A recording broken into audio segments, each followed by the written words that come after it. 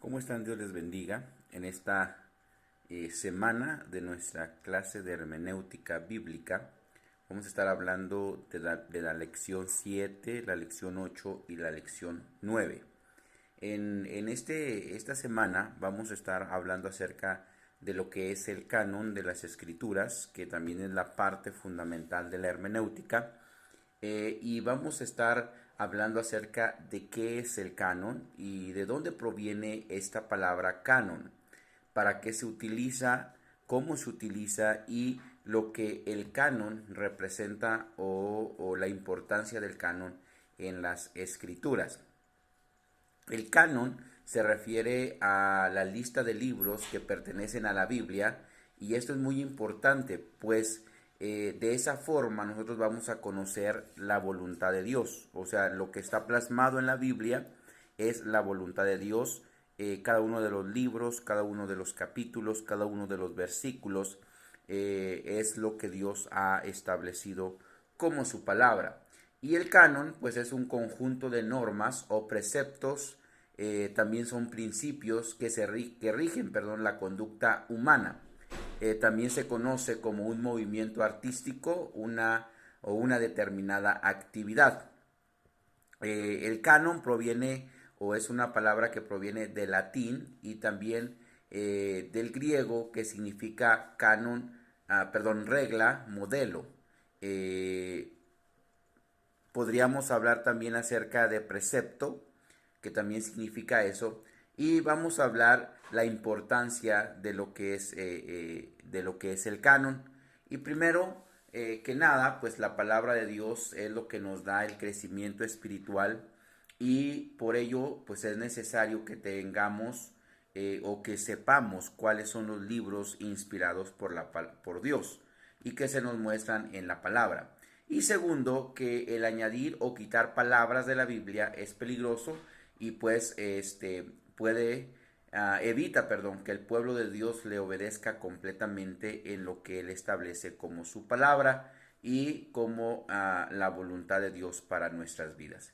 En el Antiguo Testamento vamos a ver que la colección más temprana de la palabra de Dios fueron los 10 mandamientos. Cómo es que Dios escribe su voluntad en las piedras, los mandamientos en estas tablas, y expresa la voluntad de Dios.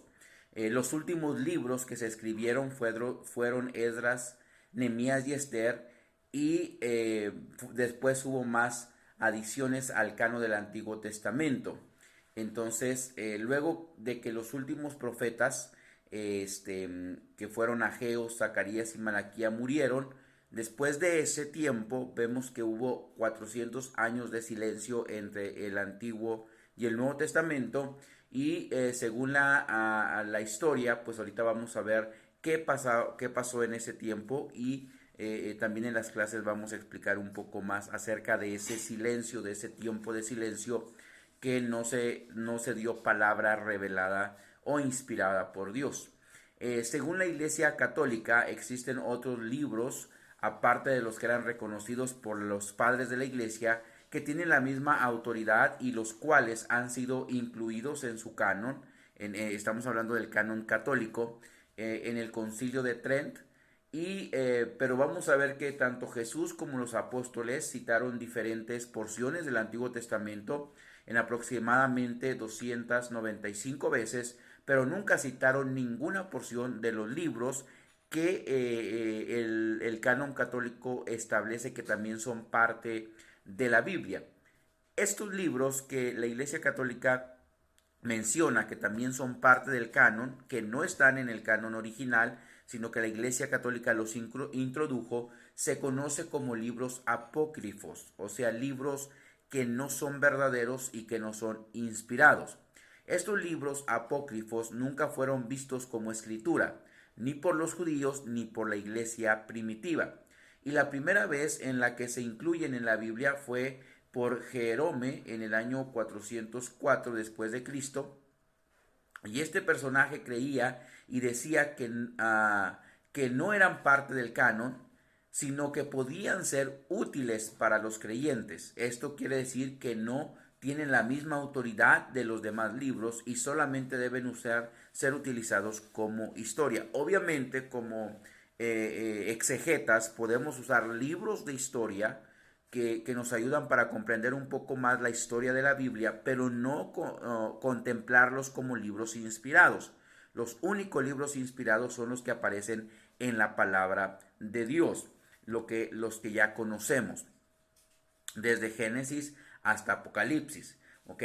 Entonces vamos a ver cómo la iglesia romana, debido a que las enseñanzas de Lutero se estaban expandiendo rápidamente, agregaron los libros apócrifos al canon, ya que ellos pues en ellos, perdón, se justifican algunas de las enseñanzas de los romanistas, como las oraciones por los muertos, las indulgencias, la justificación por obras y enseñanzas que no están en la Biblia. Y para los católicos, la iglesia tiene la autoridad de decir qué libros son escritura, mientras los protestantes creemos, o los creyentes o los evangélicos, creemos que Dios es quien habla y nos dice cuáles libros son inspirados por Él y cuáles no. Eso es muy importante comprender. Nosotros que ya estamos estudiando esto, se tiene que quedar grabado en nuestra vida. Ahora, ¿por qué los libros apócrifos no deben ser considerados autoritativos? Porque ellos mismos dicen no ser autoritativos, y no eran considerados como inspirados por los judíos, y tampoco eran considerados como escritura por Jesús y los apóstoles, y algunas otras cosas que podemos aprender acerca de estos libros apócrifos. El canon del Nuevo Testamento inicia con los escritos de los apóstoles. Después de los 400 años de silencio, inicia el Nuevo Testamento. Los 400 años de silencio son la división entre el Antiguo y el Nuevo Testamento. Y en el Nuevo Testamento el canon inicia con los escritos de los apóstoles, a quienes les ha sido entregada la habilidad por el Espíritu Santo de recordar las palabras y hechos de Jesús y exponerlos de manera correcta para las generaciones futuras. Además, los apóstoles de la iglesia primitiva claman una autoridad semejante a la de los profetas del Antiguo Testamento, y esto es claro en los sermones de Pablo y de Pedro. Y Pedro además nos deja en claro que él veía las palabras de Pablo como semejantes a las palabras del Antiguo Testamento, porque pues son inspiradas por Dios, y lo que es inspirado por Dios siempre va a ir en conjunto. En el año 367, antes de Cristo, Atanasius, en su octava 39 carta pascal, detalló la lista exacta de los 27 libros del Nuevo Testamento que tenemos hoy en día. Entonces, nosotros podemos ver cómo aún hasta los historiadores respaldan los libros que ya son inspirados por Dios y que ya tenemos en la Escritura, sin añadirle los libros apócrifos que menciona la Iglesia Católica. ¿Por qué? Porque no son necesarios, solamente son históricos. Entonces, ¿cómo sabemos que tenemos el canon correcto? Pues primero debemos saber que nuestra confianza debe basarse en Dios, quien está en control de toda la historia, y sabiendo de los terribles castigos que conlleva a no tener los libros o el canon adecuado. Entonces, ¿cómo sabemos de esto? Porque vemos que la palabra de Dios es la palabra inspirada por nuestro Dios para darnos a nosotros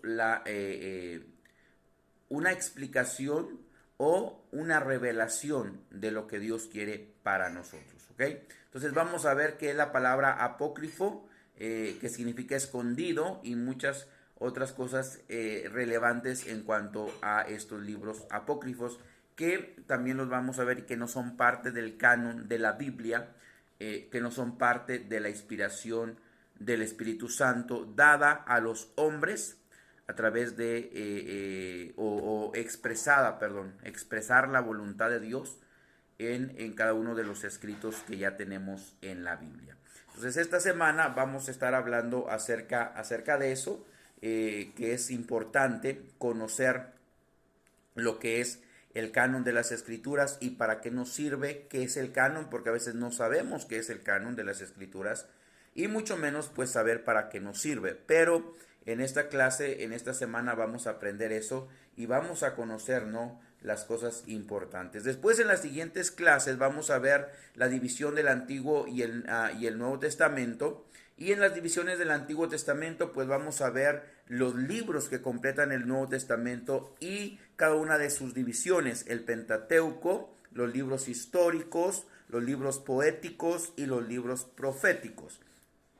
En cada uno de estos vamos a ver los libros que pertenecen a cada grupo y el por qué pertenecen a dicho grupo. ¿Okay? La Biblia está compuesta por 66 libros. Esta a su vez se divide en 39 en el Antiguo Testamento y 27 en el Nuevo. Y ambas secciones están divididas por un periodo de silencio de aproximadamente 400 años que se conoce como periodos o intertestamentario o periodo intertestamentario, que inicia con Malaquías, el último profeta del Antiguo Testamento, y termina con la aparición de Juan el Bautista predicando en el desierto. Ese es el tiempo del silencio, ¿ok? O periodo del silencio. Entonces vamos a ver la división que es Pentateuco, que son los primeros 5 libros de la Biblia. Vamos a ver lo que es el Pentateuco. Después vamos a ver los libros históricos que nos hablan pues de la historia del pueblo de Israel. Y también vamos a seguir con los profetas mayores, los profetas menores, que también son parte de este Antiguo Testamento, y también los libros poéticos. Y cada una de las secciones tiene un porqué, y lo que tenemos que aprender nosotros es la importancia de cada uno de estos libros. En cada uno de los grupos vamos a ver por qué son llamados de esa manera y lo que nos ayuda. En la última clase vamos a ver la división del Nuevo Testamento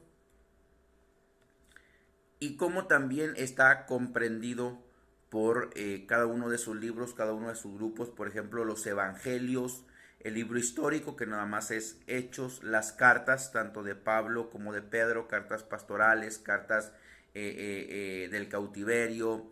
Cada una de las cartas tiene su sección y también lo vamos a estar viendo, y nos va a ayudar mucho para conocer, ¿sí?, las cartas generales y lo que es el libro de Revelación, que es el libro del Apocalipsis, que nos ayuda mucho a comprender también las cosas venideras.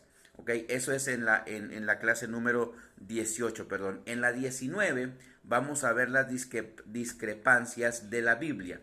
Y en esta parte vamos a ver algunas cosas que pueden ser confusas para nosotros o para el lector, pero que además tiene una explicación. Y en ocasiones diversos pasajes en un mismo libro presentan alguna inconsecuencia. Más común, sin embargo, es hallar discrepancias entre varios escritores, las que más de una vez ciertos críticos se han apresurado a declarar irreconciliables. Estas discrepancias se hallan en las tablas genealógicas y en diversas declaraciones numéricas, históricas, doctrinales, étnicas y proféticas. Y también incumbe al intérprete examinarlas con tanta paciencia como esmero. No debemos desconocer ninguna dificultad, sino que debemos ser capaces de dar una explicación de las aparentes inconsistencias, y esto mediante afirmaciones o estudios que nos ayuden a aclarar ciertas cosas. ¿Ok? Entonces vamos a ver algunas cosas que pueden ser como que se está la Biblia contradiciendo, pero no es así. En algunos números, en nombres, en la genealogía, todo eso, en lugares también. Entonces vamos a ver esto, conocerlo un poco más a fondo y saber cómo interpretar la Biblia en esta área. Entonces todo lo demás lo vamos a complementar en nuestra asesoría En esta ocasión pues solamente es un resumen de lo que vamos a ver en las clases, y ya en la asesoría podemos explicar un poco más si hay alguna duda acerca de las clases que vamos a ver esta semana. Amén. Dios te bendiga, Dios te guarde. Espero que este video resumen te ayude en tus estudios de esta semana y que aclare algunas de las dudas que pueden surgir en el transcurso del estudio de las clases. Dios te bendiga y nos vemos en la asesoría de esta semana. Bendiciones.